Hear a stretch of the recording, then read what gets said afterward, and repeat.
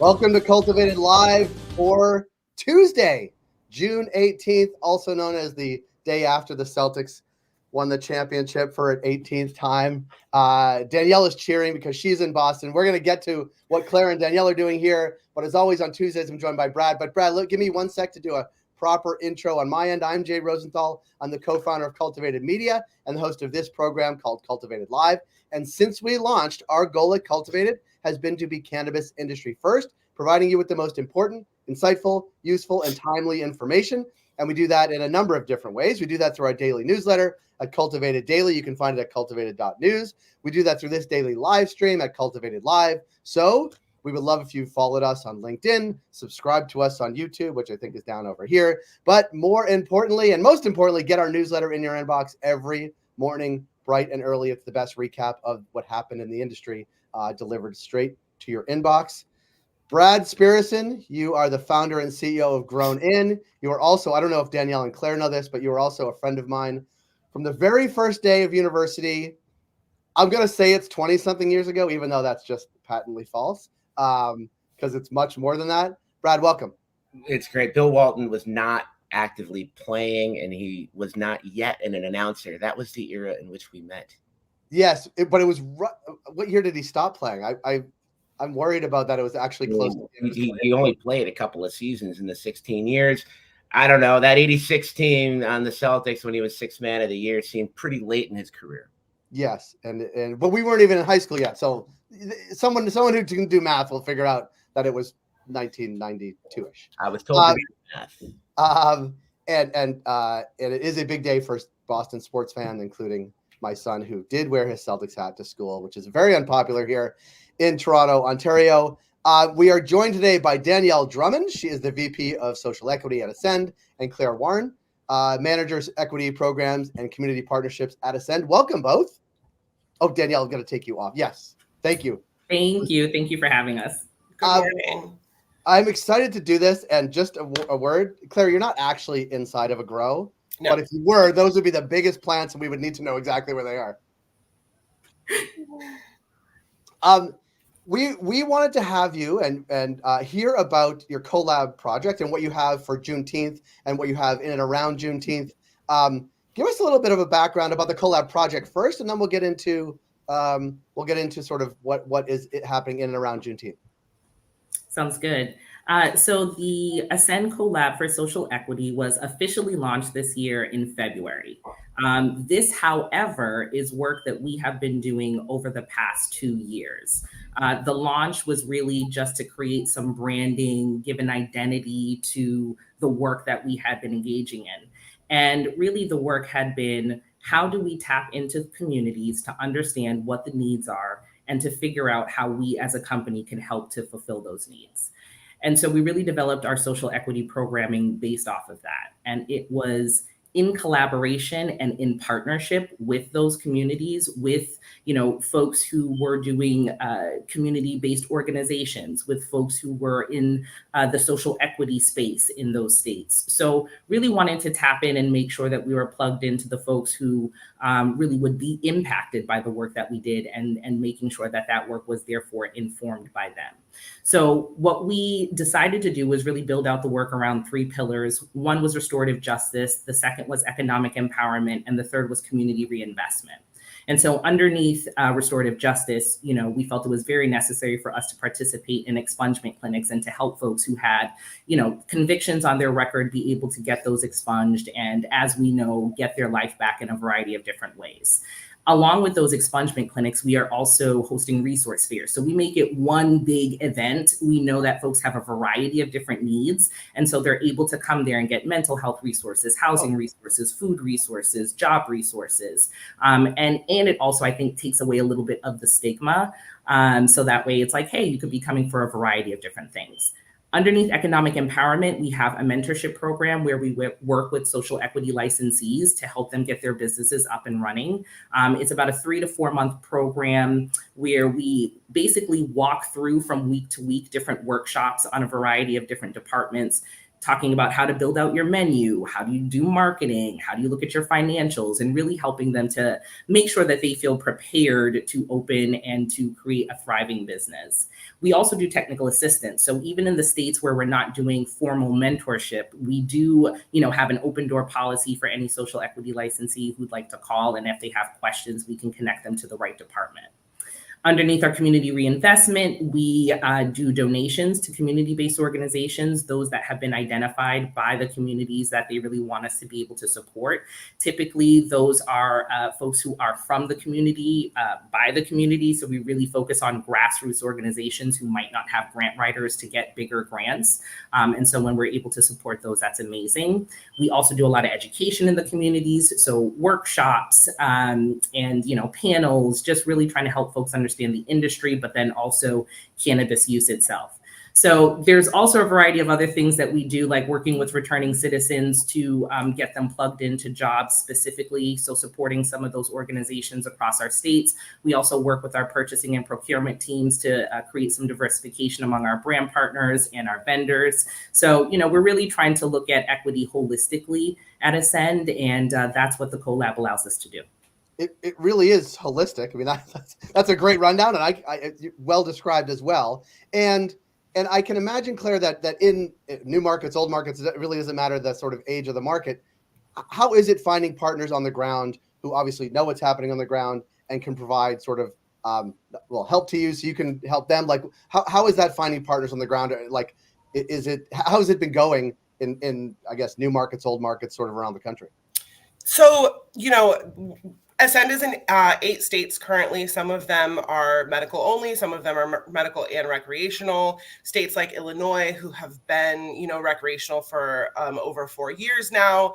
Those relationships that we've built have been, it's been very easy. It's been very, organic. It's kind of like a domino effect. If you meet one person and they're like, hey, let me introduce you to everyone else. And I think that just a quick shout out really quick is that honestly, Brad we went to his Grown In conference 2 years ago this August. He's this way on my computer. I don't know where he is for y'all. It's like the Brady Bunch. I actually don't like this. Seems the wrong way to point, but it's the right way. So 2 years ago we attended, and it was actually before I was officially in the social equity department. And Danielle was like, hey, come to this conference. And I was like, I have no idea what I'm walking into, but that it was a full day of meeting phenomenal people that had, whether it was like new social equity license holders in Illinois, or folks that were, looking to get into cannabis, some ancillary partners, different things like that. So again, it's kind of like that really great domino effect of like, you guys are doing great work. I want to introduce you to other people that can either benefit or are also doing fantastic work. And then we have newer states like Pennsylvania, Maryland, Ohio, to where thankfully from, the relationships and the experiences from that we've learned from Illinois, New Jersey, and Massachusetts, we're really starting to put that into effect on how, we identify who are the partners that we want to work with. And then again, a lot of times we'll be visiting the dispensaries or visiting our cultivation facilities, and they'll say, hey, have you heard about this organization? Or have you heard about what this group is doing? And I think that what I've really learned is that cannabis is a really small industry. There's, you'll meet someone and then realize that they wear a lot of hats, which is very helpful. Sometimes it's hard when you're the person that's wearing all of those hats. But it's really been great. And, a lot of times folks are really excited if we're having a hard time, finding the right partner for different, for different events or different things. A lot of people will be like, you know what, I don't know, but let me do some research on my end, which is fantastic because it's only Danielle and I, and I'm in Chicago and she's in Boston. So, we're not physically in Ohio, but we have a lot of great people, all across the states that are really, really helpful. Yeah. I've what I've observed over the last couple of years in coordination, collaboration, and friendship is how you can do on behalf of Ascend well commercially while doing good in the communities in which you operate. that's a delicate balance. How do you approach something like that? Because you are beholden to the bottom line ultimately as a publicly traded company. Absolutely. And I think that's a great question. I think, honestly, one of the things that we realized and that Ascend realized early on is that this work not only is your duty, your responsibility, but it also affects your bottom line as well. When you keep the communities healthy that are coming to you, those are your staff persons who you hire from, those are the consumers who come to buy from you. When they are happy and healthy and taken care of, they will take care of you as well. And so it's a symbiotic relationship. And I think Ascend understood that really early on, and understood that in order for us to truly be in partnership or to be a company that is going to be lucrative down the line, we need to be focused on building that relationship with our consumers, on building that relationship with our communities, because that is what sustains the bottom line. I think also too, when you look at the diversification of your brands and or of your vendors and or of your staffing, you understand Forbes has done numerous studies that companies that are more diverse, companies that do community engagement well, ultimately make more money, right? And it makes total sense, right? People like you, they want to buy things from you, they trust you, they know that you are taking care of them, and so they want to take care of you. And then I think also the last part of that is looking even at social equity licensees, right? It would be easy to see them as new competition into the market, which in some ways they are. And they are also, I think, what's special about this industry, because they have these relationships where you have to buy from each other on shelf space. They are also your customers on the wholesale space, right? They're also your shelf space partners. And so there is a vested interest in making sure that they do well, that their doors stay open, because you want them to continue to be able to buy from you as well. So being able to share knowledge, and I think also when you're really good at something, you're not afraid of sharing your secret sauce, right? Because there's always room for more at the top. And Ascend is on top of their game. And so we're always happy to share those resources with social equity licensees, because we need them to be healthy. We need the industry to be healthy. I think that's a healthy outlook, actually. I think it's a very healthy outlook. And I want to not let a ton of time go by before we give a shout out to what happened actually in Maryland this week.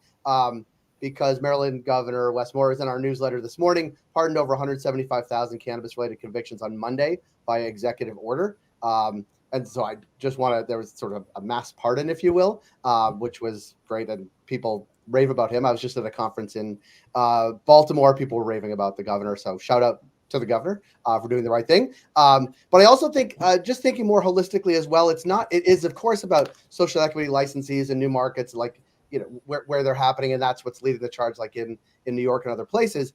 But it is more this holistic view of communities in which you're operating that I think is really important, as Danielle described. And I wish more places and more companies were doing something similar, because it is of course about helping those most affected by the war on drugs enter the industry now, but it is also about helping the communities in which you're operating. And Claire, I wonder sort of how broadly you look at it when you go to a new market.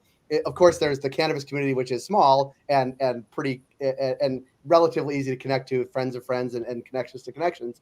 But how are you operating in places where you're more established, right? It's more established markets, going beyond sort of the connection directly to cannabis, but also broadening it out to the larger community. What are the types of things you're doing sort of in broader communities outside of cannabis?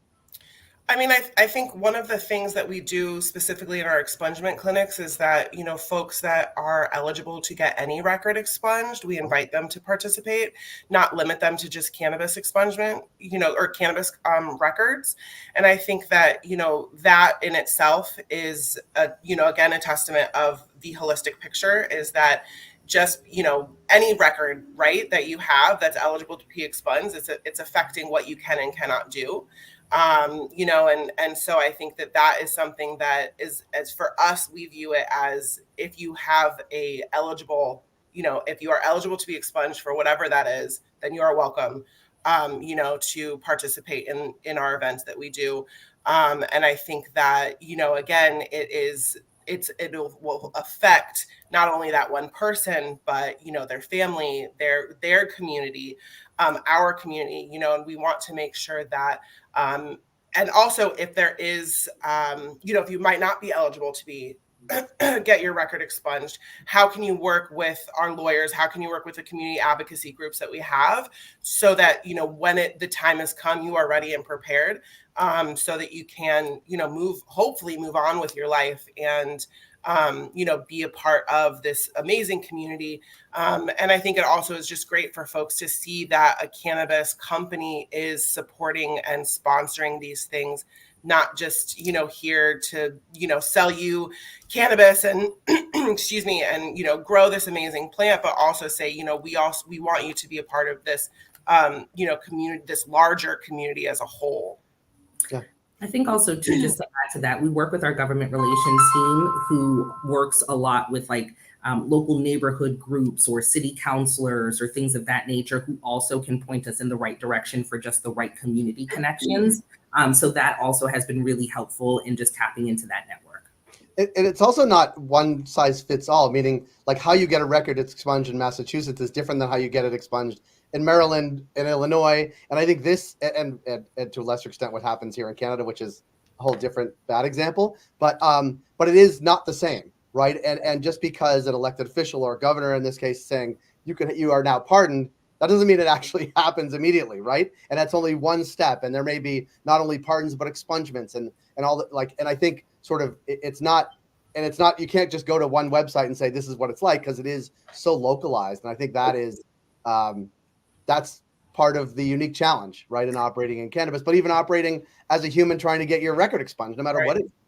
100%. And actually, to that point, we work with an absolutely incredible partner in New Jersey called Blaze Responsibly, Shirali Patel. We were just at the National Cannabis Festival together doing an expungement clinic there. And as a part of that, Shirali put together a guidebook for state by state, all of the different rules and regulations around getting your records expunged, as well as the different resources. So check out Blaze Responsibly, go to their website. They have that as a resource because, right, Jay, as we're working in real time, we're running into challenges and trying to solve the challenges, not only for ourselves, but for others as well, because we understand those are gaps.